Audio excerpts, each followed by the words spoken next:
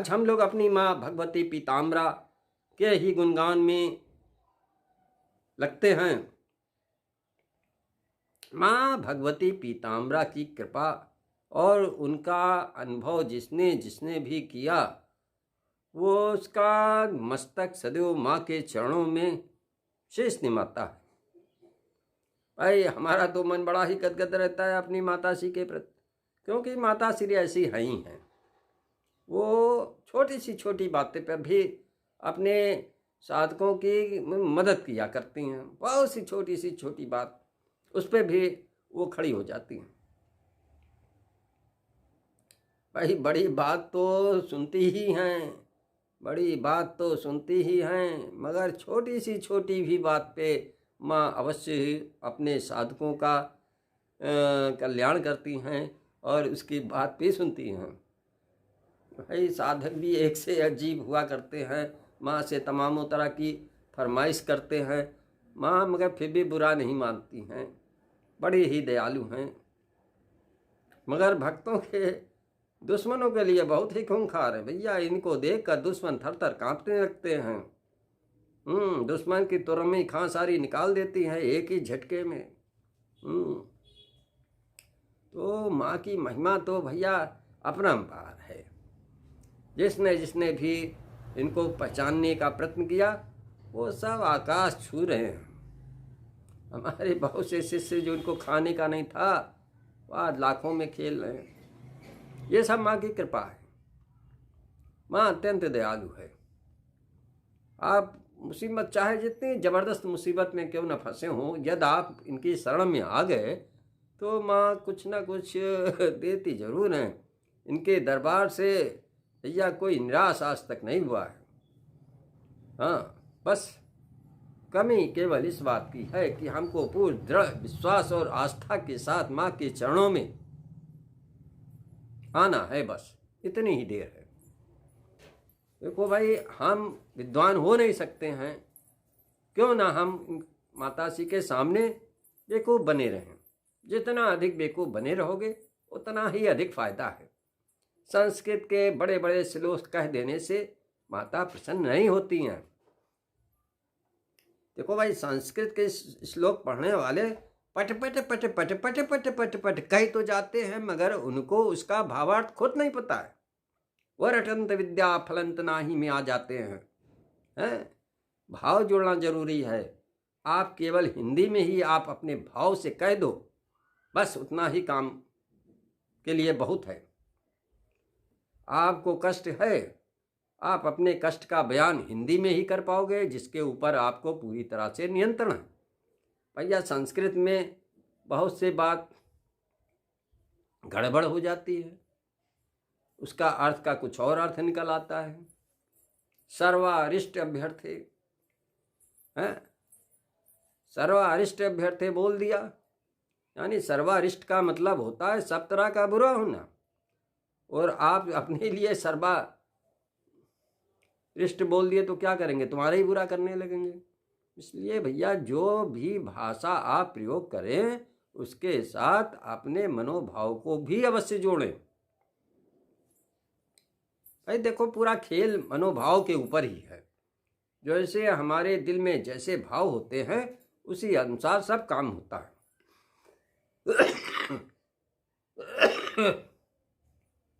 इसीलिए मैं बार बार कहता हूँ, मन से करो, मन से करो। भाई देखो, एक बार तो नहाना ठीक है, मगर बार बार नहाया जाए वो हमारी नहीं समझ में आता, ना सही है। उसका मैंने प्रयोग भी किया, देख लिया और सफल भी हो गया। जैसे आप कोई अनुष्ठान कर रहे हो तो जो विरोधी ताकतें हैं वो आप पे अटैक करेंगे, और जब वो अटैक करेंगे तो क्या होगा, आपका पेट गड़बड़ होगा। पेट गड़बड़ होगा तो चूँकि आपके दिमाग में ये बैठा है कि पूजा पाठ बिना स्नान के नहीं होता, तो आप नहा लोगे। और ठंडक के मौसम में यदि आप 2 या 3 बार नहा लिए तो क्या होगा, बीमार पड़ जाओगे। बीमार पड़ जाओगे, विरोधी ताकतें अपने मकसद में कामयाब हो जाएंगे। उसका उद्देश्य यही है। विरोधी शक्तियों का कि तुम्हें पूंजा से दूर किया जाए। इसलिए भैया इन सब चोंचलोबाजी में न पड़ो, हैं? नाना कोई अनिवार्य नहीं है। आप जब तप जितना है अपने मन से करते हो, दिन में एक बार तो स्नान कर लिया बहुत है, तो शरीर की सफाई के लिए। मगर जितनी बार आप वो पेट गड़बड़ हुआ आप हर बार स्नान करोगे, और वो भी जाड़े के ठंडक के मौसम में, तो क्या होगा? परिणाम ये होगा आप बीमार पड़ जाओगे। भैया ये शरीर क्या है? घोड़ा ही तो है। घोड़ा को स्वस्थ रखोगे तभी तो तेज दौड़ पाओगे। जब घोड़ा ही तुम्हारा बीमार हो जाएगा, यानी तुम्हारा शरीर ही शिथिल पड़ जाएगा, तो कहाँ गया जप?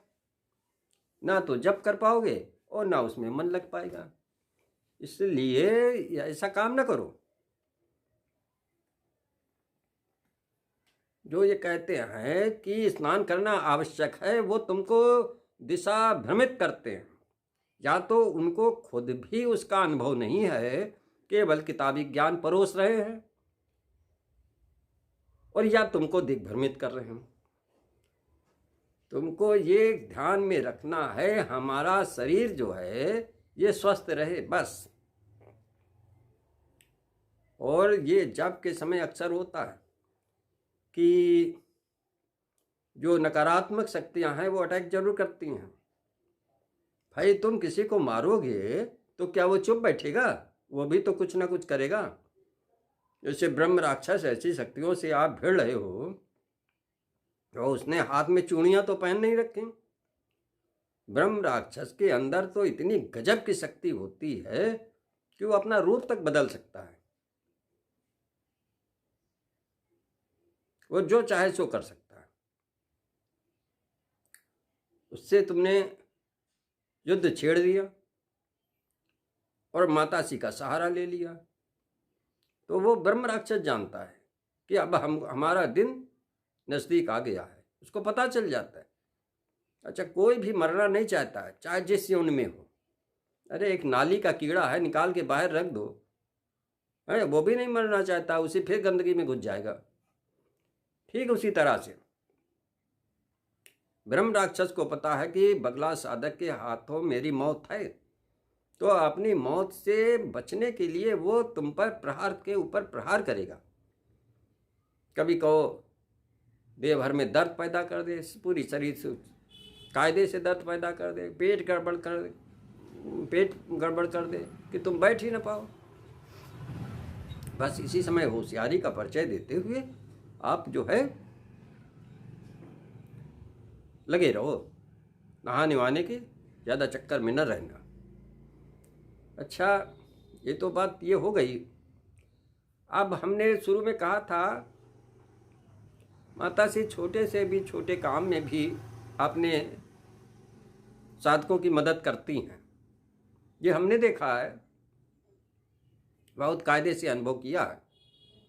आप घर में हो और कोई चीज़ कहीं रख दी, जैसे चाबी है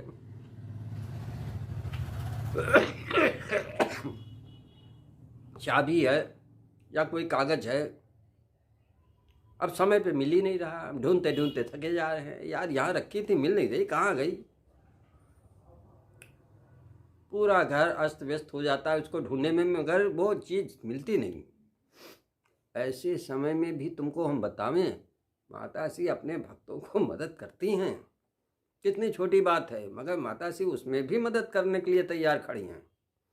केवल उनको पुकारने की आवश्यकता पड़ती है।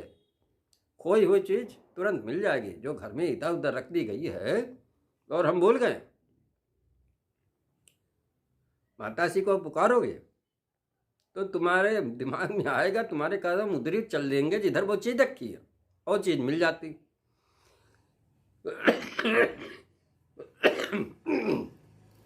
मगर विधिवत काम करना पड़ता है भाई। पहले ही हमने बता दिया माताश्री हमारी नौकरानी नहीं है, मगर जब हम सिस्टम से चलते हैं, माताश्री से प्रार्थना करते हैं, तो वो सुनती अवश्य है, और वो जो घर में इधर उधर चीज़ रख दी गई है वो मिल जाती है। भैया जैसे एक बार हमारी आरडी की पासबुक कहीं खो गई। खो क्या गई, घर में कहीं रख दिया, वो समझी ना आवे कहाँ रख दी है।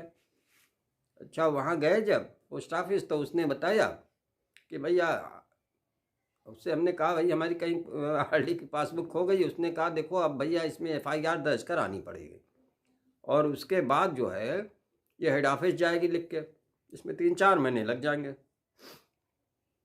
हमने कहा यार ये तो समस्या बड़ी जटिल हो गई। अब भाई माता जी का सहारा लिया जाए तभी काम चलेगा। तो भाई इसमें करते ये हैं, जेब से निकालो रुमाल, और ये मंत्र पढ़ो और एक गांठ लगा के उसके ऊपर फूंक दो, फिर मंत्र पढ़ो, दूसरी गांठ लगाओ, उसके ऊपर फूंक दो, फिर तीसरी मंत्र पढ़ो और तीसरी गांठ लगा के उस पर फूंक दो। ये कार्रवाई करने के बाद आप ढूंढना शुरू कर दो, और भैया ढूंढते जाओ, तुम्हारा दिमाग वहीं पहुंच जाएगा जहां वो चीज़ रखी है। हमने ऐसे किया, और जो मेज है, मेज की दराज की ओर दिमाग गया, मगर दराज में ढूंढा नहीं मिला। उसकी चाबी कहीं खो गई थी, वो खुल नहीं रही थी। जो दराज नीचे है उसकी चाबी नहीं मिल रही थी, तो ढूंढा ढाना उसकी चाबी मिल गई, उसी दराज में ही रखी थी। उसको खोल के जब पूरी दराज बाहर निकाली, तो दराज के नीचे थोड़ा से जगह होती है, किसी चूहे ने हमारी पासबुक उस छोटी सी जगह में जाके रख दी थी। अब हमने कहा धन्य है महाराज, धन्य है माता श्री, बचा लिया हमें, नहीं तो बहुत दिक्कत में फंस गए थे। ये पासबुक खो गई थी, दोबारा न बन पाती। अच्छा वो मंत्र भी सुन लो, बहुत विचित्र है। अपने माता श्री का, भगवती पीताम्बरा का मूल मंत्र ओम ह्रीं बग्रमिषादुष्टानम वाचम मुखम पदम स्तंभे जीवम कीले बुद्धिम विनाशे ह्रीं ओम स्वाहा। ये और फिर रखिए ओम कृत विद्याय नमः, ओम कृत विद्याय नमः।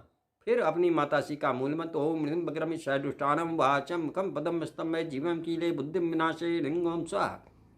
ये भैया कृत विद्या के आगे पीछे अपना मूल मंत्र लगा के और एक गांठ मारो और उसके ऊपर फूंक दो, फिर दूसरी गांठ बनाओ और इसी कृत विद्या का उसके ऊपर फूंक दो। 3 बार गांठें लगानी होती है बस। उसके बाद आप प्रयत्न करो, आपकी खोई हुई चीज़ जो घर में इधर उधर दाएं बाएं रख दी गई है वो आपको मिल जाएगी। हे माँ पीताम्बरा, हे माँ पीताम्बरा, इसी तरह आप अपने सारे साधकों पर कृपा दृष्टि बनाए रखें, जिससे वो अपने जीवन के संकटों से मुक्ति पाते रहें। जय माँ पीताम्बरा।